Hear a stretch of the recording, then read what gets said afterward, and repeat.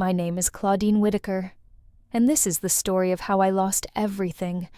My jewelry, my home, even my own son, and how I got it all back. It started on a rainy Thursday morning in Columbus, Ohio, the kind of gray that seeps into your bones. I opened the safe I'd trusted for 30 years, expecting to find my mother's gold bracelet and my wedding ring from Elijah. Instead, I found nothing. Just the echo of metal and a hollow I can't describe. That was the day my daughter-in-law looked me in the eye and said, "We donated your things, Mama. You don't need them anymore." Sevens. But she was wrong. I didn't need the jewelry. I needed justice. Before you judge what I did next, take a breath and ask yourself, what would you do if your own family tried to erase you? Because that's where my story truly begins. I was born and raised right here in Columbus, Ohio, in a brick house Elijah and I built with our own hands 40 years ago. Every corner of it carries a piece of our story. His laughter in the kitchen, my gospel record still stacked by the old turntable. When he passed 3 winters ago, the silence was unbearable. The only sound left was the clock, ticking too loud. My children had long built their own lives. Diane was running her salon in Atlanta, Jerome was preaching in Detroit, and Faith had a family in Cleveland. Only my youngest, Marcus, still lived nearby. When he brought home his new wife, Naomi Clark, I thought God was finally giving me company again. She was polite, all soft smiles and manicured grace. "Let us move in, Mama," she said sweetly. "You shouldn't be alone in this big old house." Sevens. It sounded like love back then, like care. I didn't know I was opening the door to the very person who would try to take everything Elijah and I had built. But the devil rarely knocks loud. Sometimes he comes carrying a tray of homemade cookies. It was a quiet morning when everything shifted. The kind of quiet that feels wrong, too still.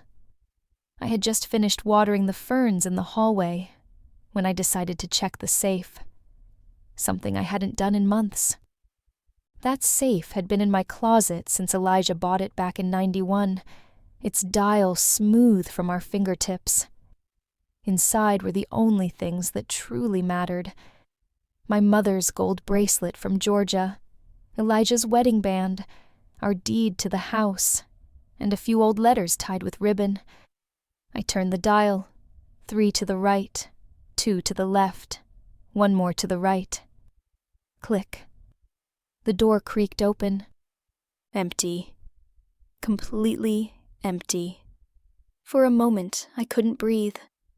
My pulse hammered in my ears. I searched every shelf, even the floor, as if the memories could have fallen somewhere. But there was nothing, not even dust. Panic rose, cold and sharp. I called out, "Naomi, have you seen the safe contents?" She appeared at the door, phone in hand, not even looking up. "Oh, that stuff. We donated it, Mama. You don't need that old jewelry anymore." Sevens. The world tilted. Donated. Just like that, decades of love and legacy erased. I wanted to scream, but I didn't. I just stood there, realizing in one cruel instant that my biggest mistake wasn't trusting Naomi. Sevens. It was forgetting that wolves often wear family smiles. Naomi leaned against the doorway, one hand on her hip, that smile too calm to be innocent. "You shouldn't get so worked up, Mama. They were just things." Sevens. Just things. My mother's bracelet. Elijah's ring. The deed with both our names on it. Gone.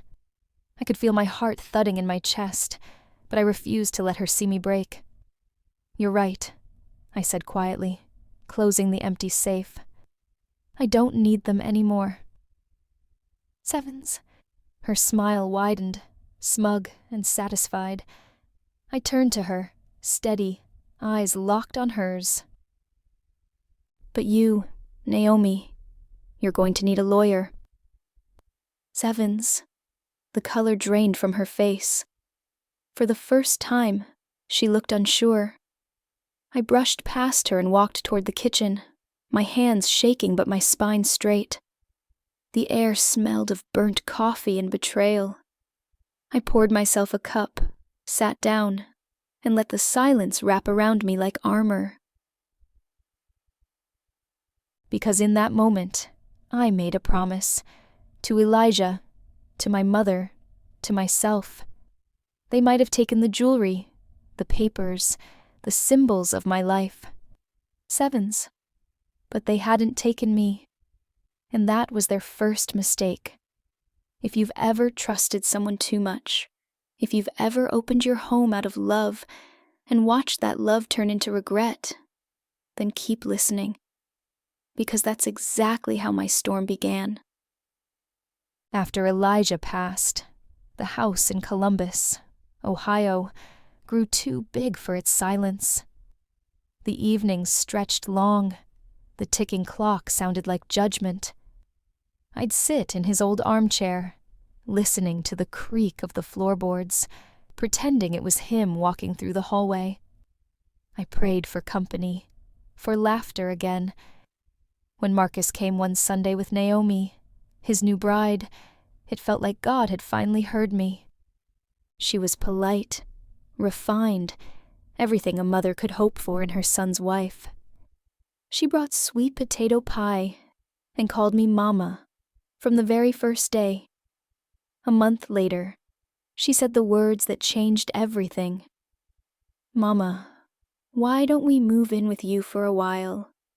You shouldn't be alone in this big old house." Sevens. It sounded like kindness wrapped in silk. I saw no danger, only comfort. I said yes. At first, it was sweet. Naomi helped with groceries, cleaned the porch, cooked Sunday dinners. I remember thinking, Elijah would be proud of this harmony. But small changes started to creep in, quiet as dust. My favorite vase disappeared.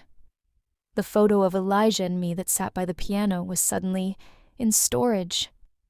Naomi replaced my worn armchair with a sleek white couch for a more modern look, she said. And still, I smiled, because I wanted to believe family meant safety. Looking back, I realize now, evil rarely shouts when it enters your life.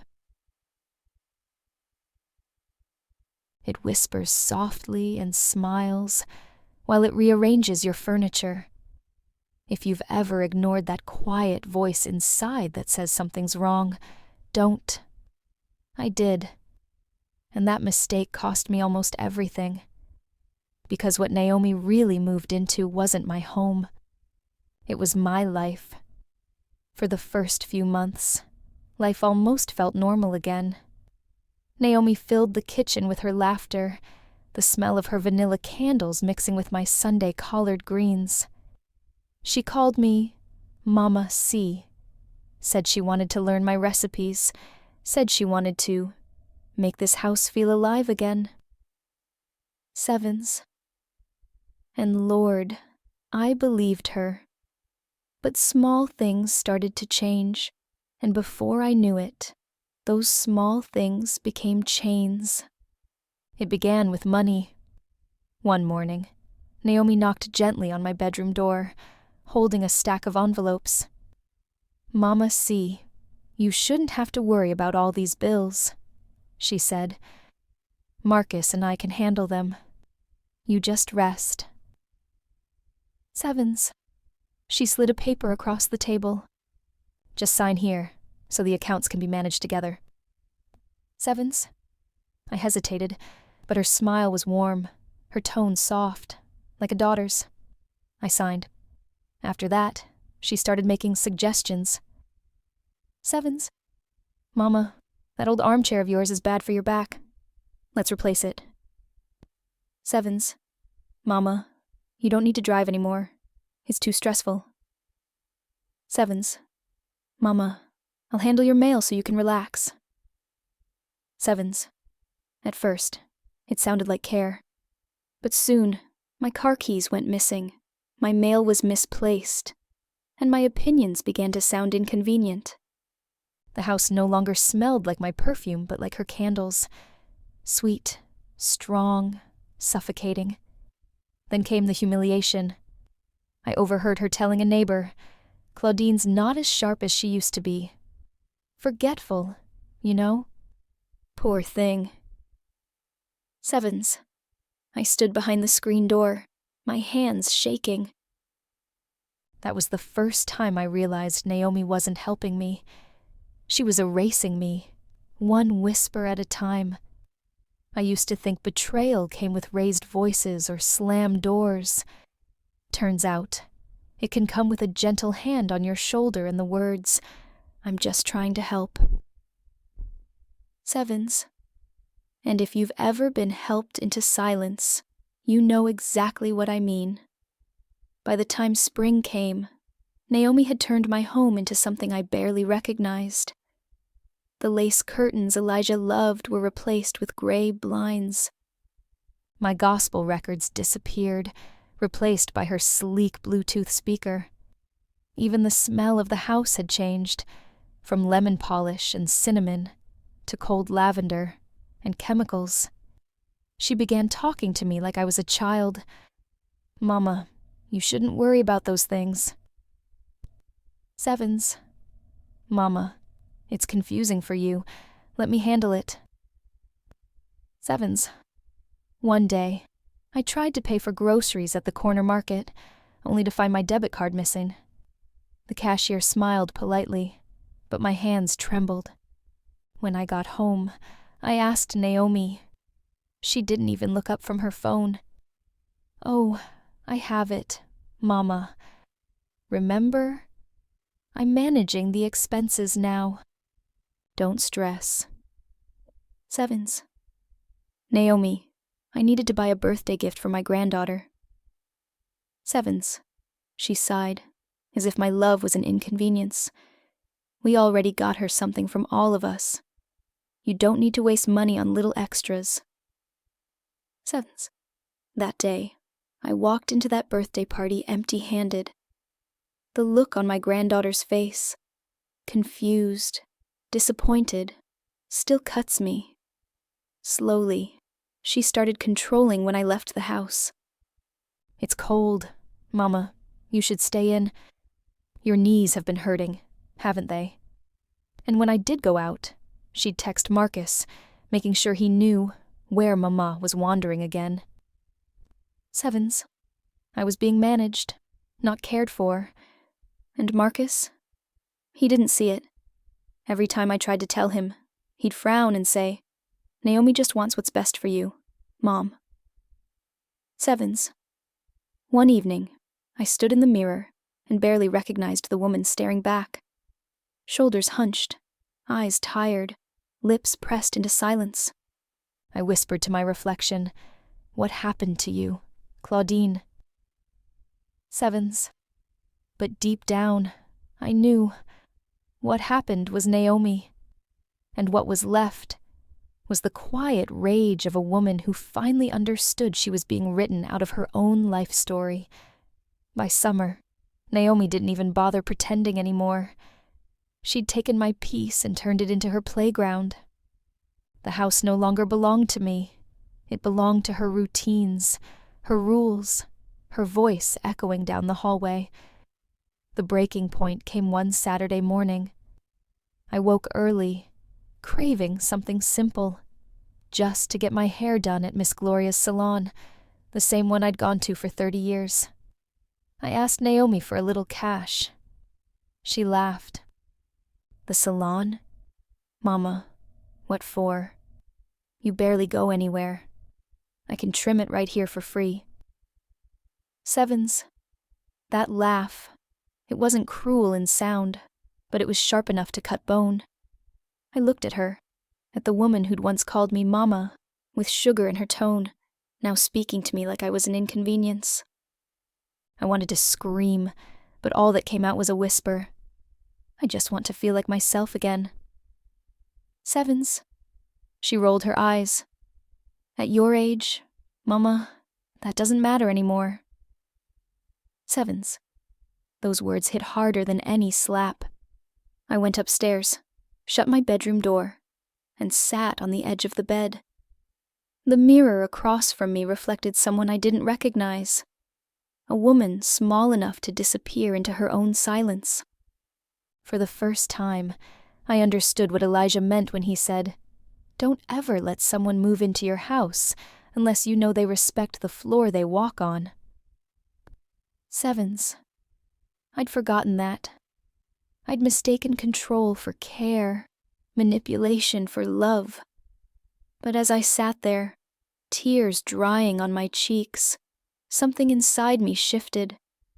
Because no matter how soft Naomi's cruelty sounded, I was still Claudine Whitaker. I had survived loss, poverty, and death itself. And I would survive this too. I didn't know how yet, but I made a silent promise that day. Sevens. She might have taken my money, my freedom, even my pride. Sevens. But she hadn't taken my fight. And Lord, that fight was just starting to wake up.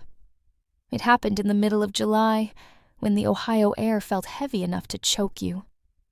I was sitting at the kitchen table, reading an old letter from Elijah, when I overheard Naomi on the phone. Her voice was low, sweet, like honey with poison underneath. Yes, the house is already under my name. The paperwork's done. We just need to finalize the refinance next week. Sevens. My blood froze. Under her name. I waited until she left for her Pilates class before sneaking into the home office she had claimed as hers. On the desk lay a folder, loan documents, bank papers, signatures that looked disturbingly like mine. The words blurred before my eyes. Mortgage application, Naomi Clark, co-signer, Claudine Whitaker. I dropped the papers, my heart hammering against my ribs. She had done it. She'd taken my name, my house, my husband's legacy, and she'd used them to secure a loan big enough to ruin me. I called Marcus immediately. "Baby, what is this?" Naomi's trying to mortgage the house. "Sevens," he sighed, tired. "Mom, Naomi said you agreed. She said you two talked about it." Talked about it? My voice cracked. "Marcus, I never..." Sevens. But he'd already hung up. That night, I couldn't sleep. I sat in Elijah's chair and stared out at the streetlights, the way the shadows stretched across the porch. The house that had once held laughter now pulsed with betrayal. If Naomi managed to close that loan, I'd lose everything. The bank could take the house, my house, on a debt I never agreed to. I had no proof, no power, no one to believe me. The next morning, she walked into the kitchen like nothing had happened. "Morning, Mama. Want me to make your tea?" Sevens. I stared at her hands stirring sugar into my cup and thought about how easily she could steal the rest of my life with the same calm smile. I realized then that this wasn't just theft. It was a slow erasure. She wasn't after my jewelry or my money anymore. She was after my name. When she left for errands, I stood in the middle of the kitchen, my knees shaking, whispering Elijah's name. What do I do, baby? What do I do? Sevens.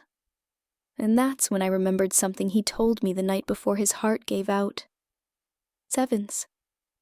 If you ever find yourself standing in a storm, Claudine, don't look for shelter. Look for truth. That's what'll save you. Sevens. Truth. That word lit a spark in me. I didn't know it yet, but help was already on its way. Sevens. In the form of a man I hadn't seen since Elijah's funeral. And he was about to change everything. The next morning, I pulled out my address book, the one with the frayed cover and Elijah's handwriting in the margins. My hands trembled as I found the number for Harold Jennings, Elijah's old law partner. If anyone could help me, it was Harold. He'd known us since before the house was even built. Claudine. His voice came warm but weak over the phone. It's been a long time, sister. How are you holding up? Not well. Harold, my daughter-in-law, she's taken my name, my house, and I think she's faked my signature on loan papers. Sevens. Silence hung heavy. Then a soft cough. I'm not as sharp as I used to be, he said slowly. Had a stroke last fall. The firm's gone. The files moved to storage. But his tone shifted, steadier.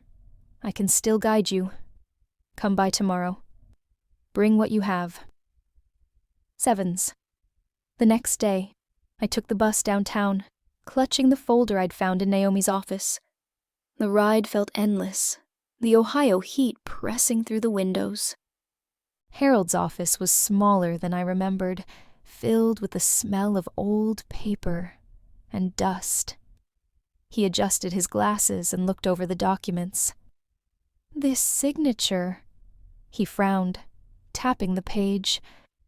That's not yours. I'd bet my good pen on it. But Claudine, she's smart. She's filed it electronically. Without proof of forgery, the bank won't wait. They'll foreclose the moment a payment's missed. Sevens. My chest tightened. So what can I do? Sevens. He sighed, rubbing his temples.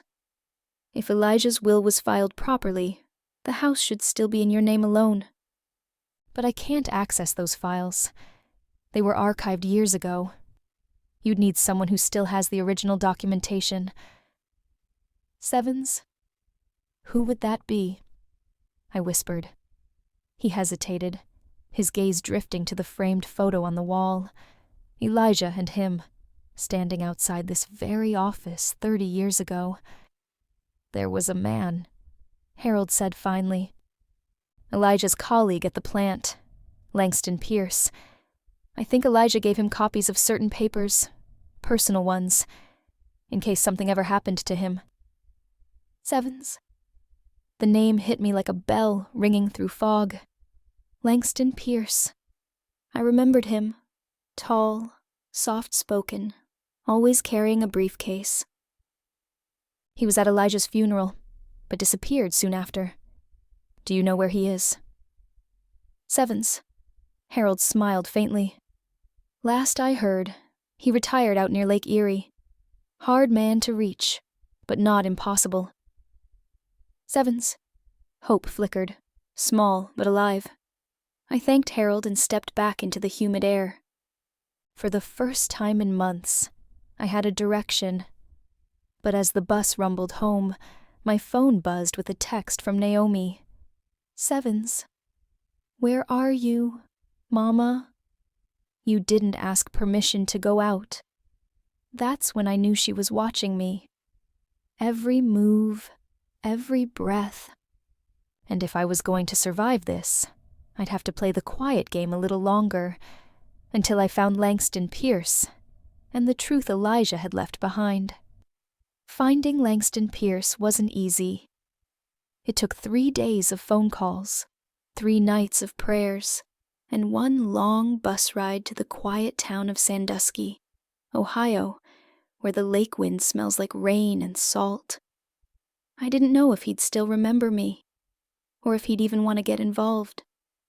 But I knew this. Elijah trusted him. And right now, that trust was the only thread keeping me from falling apart.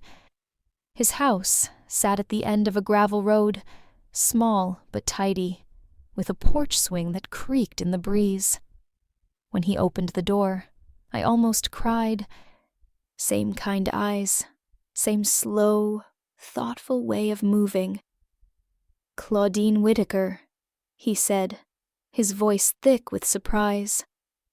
"It's been what, 20 years? Sevens. 23, I whispered. And I wouldn't be here if I wasn't desperate. Sevens.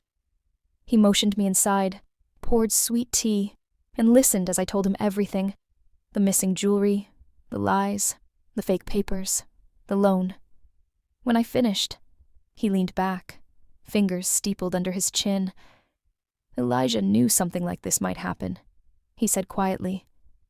"What do you mean?" "Sevens." Langston stood, walked to an old metal file cabinet, and pulled out a thin brown envelope, edges yellowed with age. "Your husband gave me this before he passed," he said. "Said if anything ever went wrong, especially with the house, I was to give it to you." Sevens. My hands trembled as I opened it. Inside was a notarized copy of Elijah's will, complete with property deeds, signatures, and a handwritten note. Sevens. This house belongs to Claudine Whitaker, for her lifetime and by right of our marriage.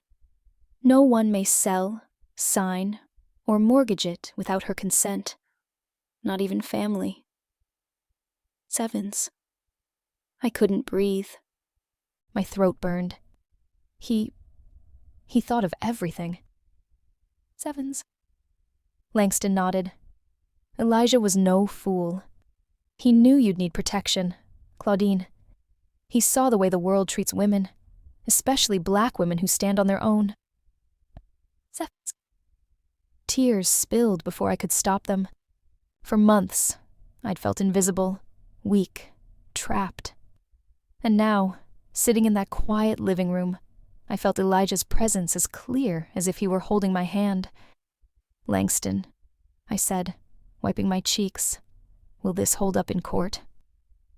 Sevens. More than that, he said, sliding the document toward me. "It'll stop the loan dead in its tracks. That mortgage can't be processed without proof of ownership, and this paper is the truth." Sevens. He looked at me long and hard. "But you've got to move carefully. Don't confront her yet. Take this to someone who knows how to fight." Sevens. "I already spoke with Harold," I said. "He's willing to help." Sevens. "Then you've got your team," Langston said with a small smile. "Elijah always said you had more fire than fear." Time to prove him right. Sevens. When I stepped out of that house, the sun was setting over Lake Erie, turning the water gold. I held the envelope to my chest like scripture. On the bus ride back to Columbus, I kept replaying the note in my mind. His handwriting, that familiar curve in the W of Whitaker. Elijah had been gone 3 years, and yet he was still protecting me. By the time I got home, night had fallen. Naomi's car wasn't in the driveway. I slipped inside quietly, locked my bedroom door, and hid the documents beneath the floorboard under Elijah's chair. For the first time in months, I slept without fear. I didn't know when or how I'd strike, but I knew this. Sevens. Naomi had stolen my peace, my pride, and almost my name. Now, thanks to Elijah and Langston Pierce, Sevens, I finally had something she didn't. Proof, power, and a plan. The next morning, the world looked different. The same Ohio sunlight spilled across my living room floor, but it didn't feel like defeat anymore. It felt like strategy. I wasn't just an old woman being manipulated. I was a soldier regrouping. I spent the day quietly preparing. I photocopied Elijah's will at the library downtown and slipped one copy to Harold Jennings, who nearly cried when he saw it. "Well, I'll be damned," he whispered. "This paper is your shield, Claudine. We're going to stop that loan before she even smells victory." Sevens. We agreed to act within the week. Harold would contact the bank, freeze any pending transactions under Naomi's name, and file an injunction using Elijah's notarized will. But until then, I had to stay calm, invisible. I couldn't let Naomi suspect a thing. So, I played the part. I smiled when she told me what to eat. I nodded when she called me forgetful. I even thanked her for handling my mail. Each word tasted like vinegar, but I kept my tone sweet. Because I'd learned something powerful. Sometimes silence isn't surrender. It's strategy. That night, Naomi came into my room without knocking, holding a clipboard. "Mama, we need your signature again. Just a small update for the insurance company." Sevens. My stomach tightened. I looked at the paper. Another legal form, lines of text in fine print, something about beneficiary adjustments. Sevens. "Naomi," I said softly, "maybe we should wait until Marcus gets home." Sevens. She frowned. "Mama, he trusts me with this stuff. You always make things harder than they need to be." Sevens. I smiled, that quiet smile Elijah used to call my warning smile. "Then we'll wait. I'm old, not stupid." Sevens. Her eyes narrowed. For the first time, she didn't have a comeback. She left the room without another word, and I knew. She was starting to sense the shift. The following afternoon, I went through the drawers of the house while she was out. I found receipts from expensive boutiques, new credit cards under both our names, even an email printout with a realtor's logo. Listing potential, Whitaker property, prime value. Sevens. She'd been planning to sell my house before the ink was even dry on her lies. By evening, my fear had burned into pure determination. I took out my phone, opened the recorder app, and hit record. From that day on, I recorded every conversation, every manipulation, every threat disguised as kindness. "Marcus doesn't need to know everything, Mama," she said one day. Click. Recorded. "Once we refinance, things will finally be modern," she bragged to her friend over the phone. Click. Recorded. Each file became a weapon, a brick in the wall of evidence I was building. On the 7th day, Harold called. "It's done. The bank froze the transaction. They're investigating the forgery." Sevens. I closed my eyes, relief flooding through me like light.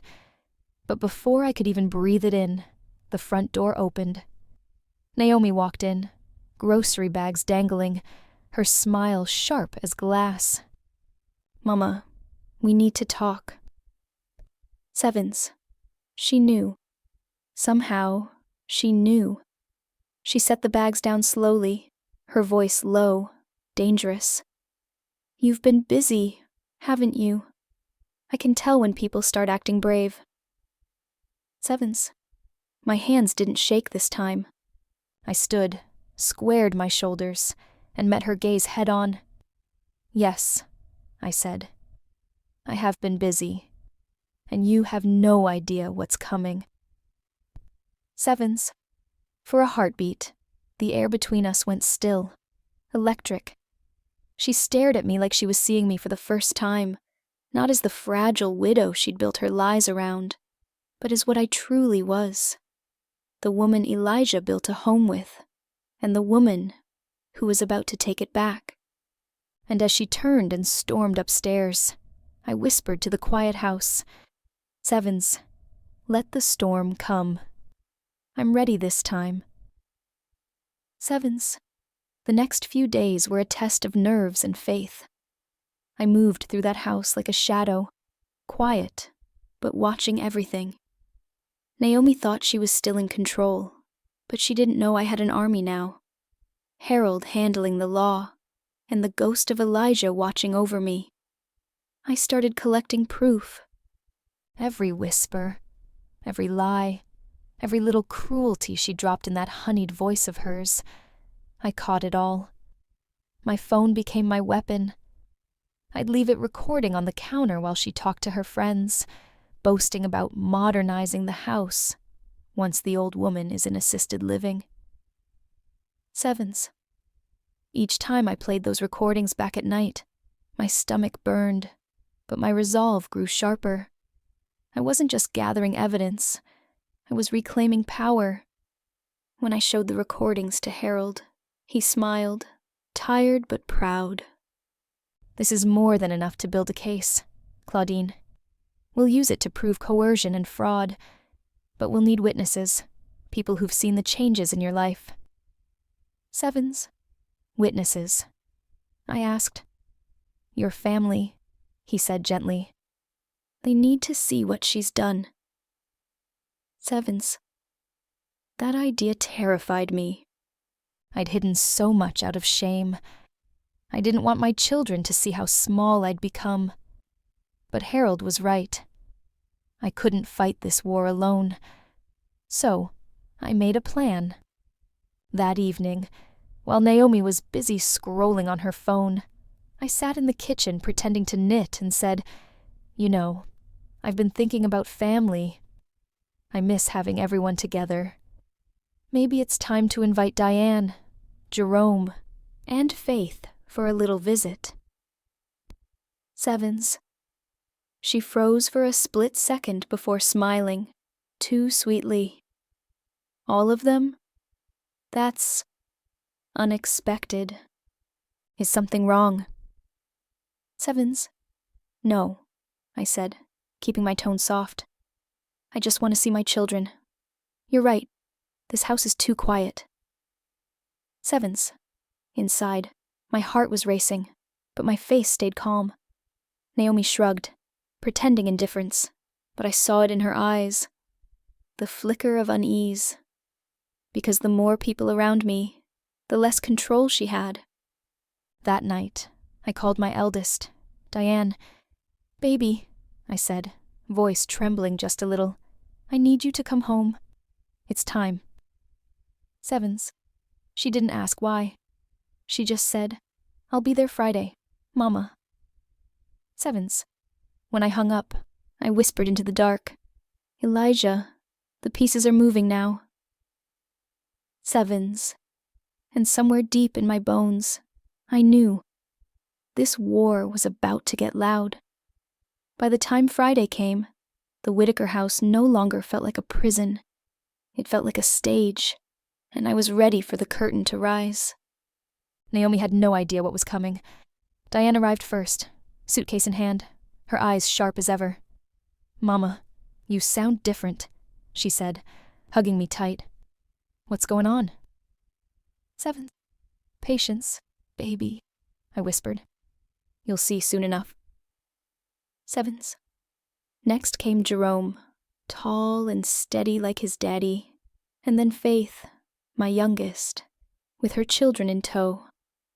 The house filled with voices and laughter again. Real laughter, the kind Naomi couldn't fake. I could see her discomfort growing by the hour. She tried to keep her composure, but she couldn't resist slipping in little barbs. "Oh, Diane, you must be tired from your salon. City life must be stressful." Sevens. Diane smiled sweetly. "Not as stressful as pretending to be nice. Naomi. Sevens. It took everything in me not to laugh. That evening, over dinner, I watched Naomi's eyes dart from face to face like a trapped animal. She was losing control, and she knew it. I caught her glancing at the drawer where she kept her fake paperwork. I'd already moved it earlier that morning. After dinner, when the kids were asleep and the dishes cleared, I gathered my children in the living room. The same room where Elijah used to read his Bible every Sunday evening. The air felt thick, sacred somehow. "I need y'all to listen," I began. My voice didn't shake this time. "Everything I'm about to tell you stays in this room." Sevens. And I told them everything. Every manipulation. Every stolen dollar. Every lie Naomi had spun since she walked into this house. I showed them the bank statements Harold uncovered, the recordings, the notarized will from Langston Pierce. By the time I finished, Diane's face was pale with fury. "Mama, that woman needs to be in jail." Sevens. Jerome's jaw clenched. "You let her live here after all this?" Sevens. "I let her dig her own grave," I said softly. "And tomorrow, she's going to bury herself." Sevens. Faith reached for my hand. "We've got you, Mama. You're not fighting alone anymore." Sevens. For the first time in years, I felt safe, truly safe. Surrounded by my blood, my legacy, my strength. Upstairs, I could hear Naomi pacing, restless. She didn't know it yet, but her empire of lies was crumbling. And tomorrow, under my roof, she'd finally face the truth she'd spent 2 years trying to bury. Saturday evening came like Judgment Day. The table was set, the roast was in the oven, and every chair in that dining room had a purpose. I wanted it to feel like a family dinner, the kind Elijah used to lead, with warmth, laughter, and truth at the center.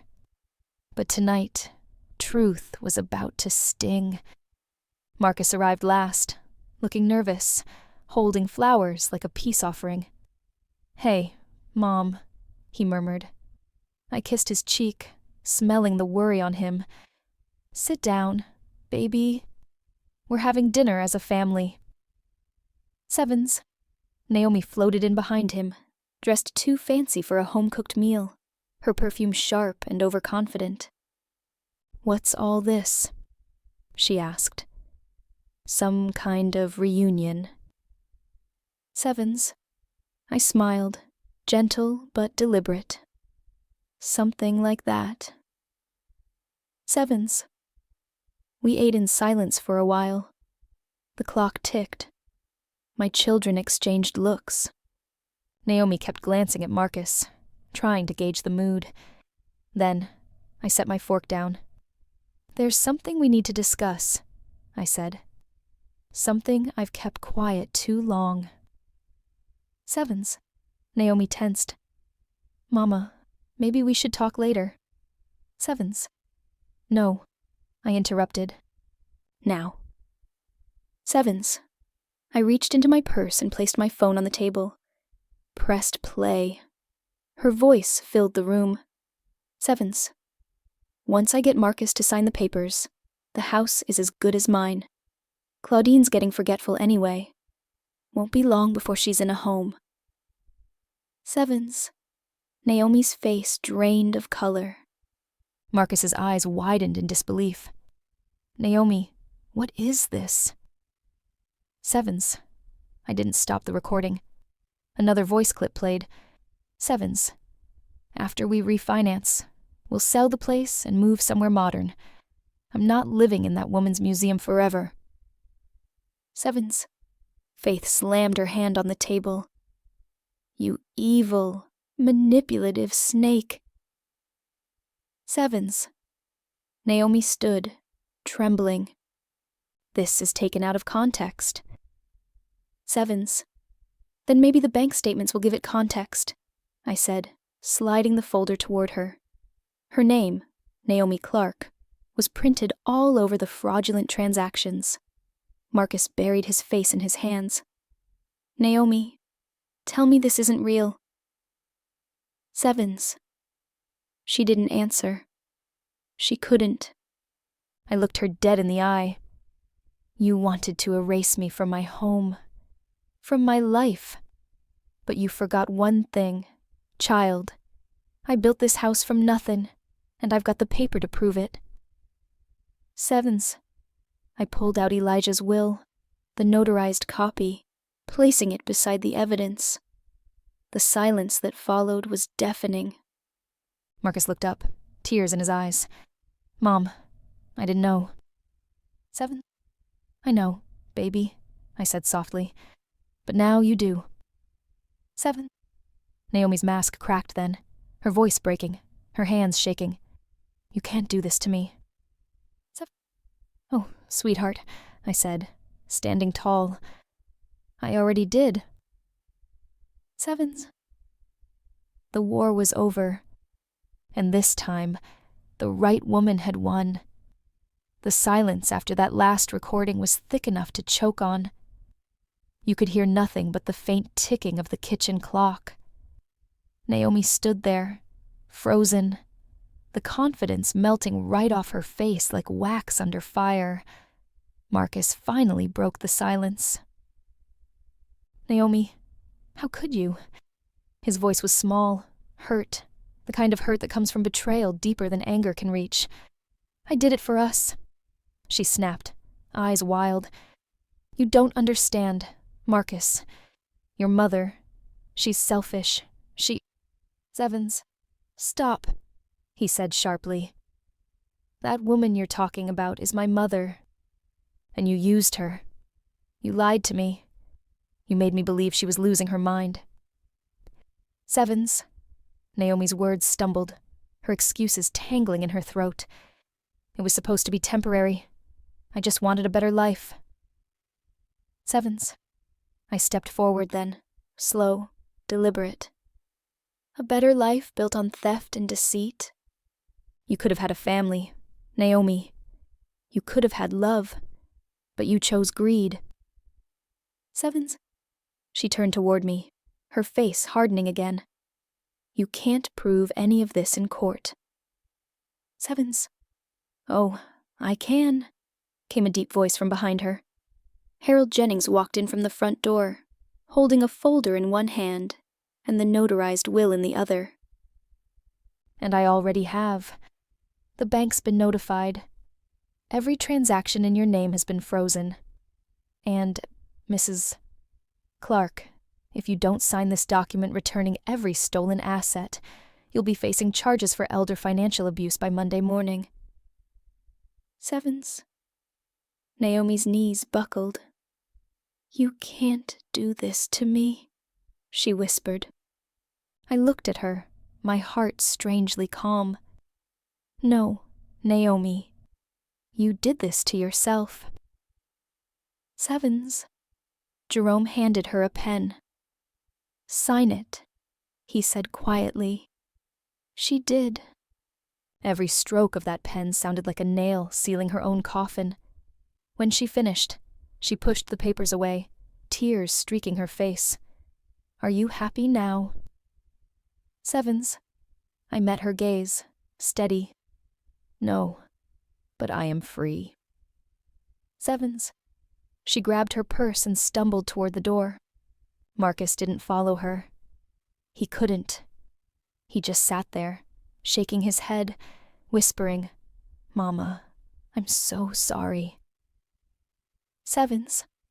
I reached out, resting my hand on his. We both learned something, baby. Love doesn't mean closing your eyes when someone hurts you. It means opening them wide and standing tall. Sevens. When the door shut behind her, the house exhaled. For the first time in years, the air felt clean again. And as I looked around that dining room filled with my children, I realized something simple and holy. Sevens. Peace sounds a lot like silence after a storm. The morning after Naomi left, the house was almost unrecognizable, not because anything had changed, but because of what was gone. The tension, the whispers, the careful footsteps that came with fear, all gone. For the first time in years, I woke to real quiet, the kind of quiet that felt like peace instead of punishment. I walked through each room barefoot, sunlight spilling across the wood floors. Elijah and I laid ourselves. The air smelled different, lighter, warmer. I could almost hear Elijah's laughter echoing in the walls again. Her things were gone, too. The perfume bottles, the white throw blankets, the framed photos she'd put up of herself and Marcus. All of it vanished overnight. She left behind only a half-empty jar of instant coffee and the faint scent of guilt. In the kitchen, Diane was already cooking breakfast, humming softly. Jerome was fixing the back door that had creaked for months, and Faith was helping the kids water the plants out front. My family, my home, restored. When Marcus finally came downstairs, he looked hollowed out, like someone who'd woken from a long, heavy sleep.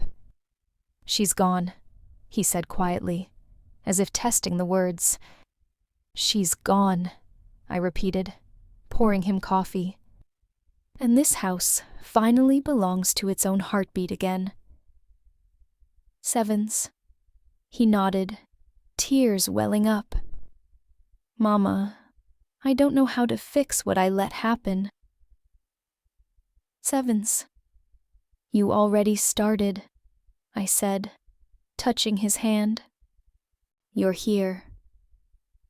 Sevens. That morning, we all sat around the table Elijah built, eating eggs and toast, talking about nothing and everything. The sun came through the kitchen window just right, catching the edge of the old picture frame on the counter, the one of me and Elijah on our wedding day. And for the first time since he died, I didn't feel alone. I felt home. Marcus stayed with me after Naomi left. At first, he slept on the couch, too ashamed to take his old room back. I didn't push him. Some wounds need silence more than words. Every morning, he'd make coffee before I even woke, and I could hear him whispering prayers in the kitchen, prayers for forgiveness, for peace, for his mama. One night, he finally sat beside me on the porch, the summer air thick with fireflies. "Mama," he said, voice breaking, "I let her turn me into somebody I don't even recognize. I didn't protect you. I didn't even see you." Sevens. I looked at him, my baby boy who'd once carried wildflowers home from the yard, just to make me smile. "Marcus, you were blind because you loved her. We all get blinded by love sometimes.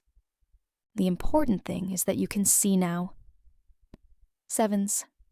He shook his head. "I'm filing for divorce tomorrow. I can't keep holding on to something that poisoned everything good in my life." Sevens. I reached for his hand. "Don't do it out of hate, son. Do it because you want to heal." Sevens. He smiled through his tears. "You always know what to say." Sevens. The next day, he did just that. He filed the papers, and for the first time in months, he came home that evening looking lighter, like a man stepping out from under a storm. That night, before bed, he said, "Mama, I'm going to make things right. I'm going to help you fix this house, fix our name, fix us." Sevens. And I believed him. Because forgiveness isn't about pretending nothing happened. It's about believing people can change after it does. And my son was changing, right before my eyes. A few weeks later, I sat at my kitchen table with Harold Jennings and Langston Pierce, signing the final documents that made everything official. The house, the accounts, the assets, every single thing Elijah and I built, were back in my name. When Harold handed me the folder, I felt the weight of it in my hands. Not heavy, not burdensome, solid. Like the feeling of justice. Langston smiled across the table. Elijah would be proud, he said softly. He always told me, my Claudine's got fire in her bones. Sevens. I laughed through the lump in my throat. He also said I had a temper like a summer storm. Sevens. Well, Langston said, sipping his coffee. You used it right this time. Sevens. That afternoon, after they left, I sat by the window and watched Marcus hammering new boards into the porch railing. The sound of wood meeting nail echoed like music. Faith and Jerome had painted the shutters back to their old honey color, and Diane was out front planting flowers by the walkway. My house, our house, was alive again. I took out Elijah's will, folded carefully in its envelope, and placed it in a new fireproof safe, one with a new code only I knew. Then I did something I hadn't done in years. I opened my checkbook and wrote my first donation to start the Elijah Whitaker Scholarship Fund for young black students in Ohio who wanted to study law. If Naomi taught me anything, it's that power in the wrong hands destroys, but power in the right hands builds. As I sealed that envelope to mail it off, I whispered, "We did it, Elijah." Sevens. And for a moment, in the soft rustle of the curtains, I could have sworn I heard him answer back. Sevens. You always could, baby. You just had to remember who you are. Sevens. A few days later, as summer settled heavy over Ohio, Langston Pierce stopped by again. He brought a small brown envelope tied with a string, and that same gentle smile that always reminded me of Elijah's steadiness. I was cleaning out my files, he said, handing it to me, and I found something you should have. Sevens. Inside was an old photograph. Elijah, younger, standing on the porch we'd built together, holding up the house deed like a trophy, grinning from ear to ear. On the back, in his handwriting, were 6 words that nearly undid me. Sevens. For Claudine, this home is forever. Sevens. I pressed the photo to my chest. He really thought of everything, didn't he? Sevens. Langston chuckled. He did. Elijah knew you'd outthink anyone who tried you. He used to say, "My wife's a hurricane when she needs to be, but she rebuilds even stronger after she blows through." Sevens. We sat on the porch for a while, 2 old souls listening to the cicadas sing. The air was still, warm, peaceful. "Langston," I said, "you saved me." Sevens. He shook his head. "No, Claudine. Elijah saved you. I just delivered the message he left behind." Sevens. After he drove away, I stayed there watching the sunlight melt into the horizon, the same view Elijah and I used to share every evening. The photo lay in my lap, and for once, the ache in my heart didn't hurt. It hummed, because I finally understood. The fight wasn't just about money or a house. It was about legacy, about protecting the story we built, so no one could ever rewrite it. That night, before bed, I placed the photo on my nightstand and whispered, "You were right, Elijah. Love built this house, but strength kept it standing." Sevens. 6 months passed before I heard her name again. It came one quiet Tuesday afternoon, while I was watering the roses Elijah planted decades ago. The phone rang. An unfamiliar number from Dallas, Texas. Mrs. Whitaker, a woman's voice asked. This is Carla Myers, attorney for Naomi Clark. Sevens. I almost hung up, but something in her tone, soft, almost hesitant, made me stay. My client requested I contact you, she continued. She's been attending therapy and wanted to deliver a letter personally, but since you declined communication, she asked me to read it aloud. Sevens. I didn't say a word. I just listened. The letter was short, shaky in rhythm, full of remorse. Naomi said she'd lost everything. Marcus, her reputation, her savings. But that losing herself had been the hardest part. She'd taken a job at a local community center, helping older women with finances, trying to make right what she once broke. At the end, Carla read her final line. Sevens. Tell Mrs. Whitaker, I don't expect forgiveness. I just hope she sleeps peacefully again, because she earned it. Sevens. When the call ended, I sat on the porch, the air still and golden. For the first time, I didn't feel anger or satisfaction. Just release. I whispered to the quiet. Sevens. I already do. Naomi. I already do. Sevens. Because forgiveness doesn't mean opening the door again. Sevens. It means closing it without bitterness in your heart. My 69th birthday arrived on a warm September morning, the kind that smells like baked peaches and sunlight on wood. When I came downstairs, the living room was glowing. Balloons, streamers, and the smell of vanilla cake filling the air. Surprise! My children shouted, their voices overlapping in laughter. Diane flew in from Atlanta, Jerome from Detroit, and Faith from Cleveland. Even Marcus was there, standing in the back with a shy smile and a bouquet of yellow lilies, Elijah's favorite. I couldn't help it. I cried. Not the lonely kind of tears I'd known for years, but the grateful kind that wash something clean inside you. As we sat around the table, Marcus cleared his throat. Mama, there's someone I want you to meet. He stepped aside, and a woman appeared in the doorway, a gentle-looking teacher with kind eyes, and a nervous smile. This is Alana. Sevens. She walked up to me, extending her hand. Mrs. Whitaker, I've heard so much about you. I hope that's okay. Sevens.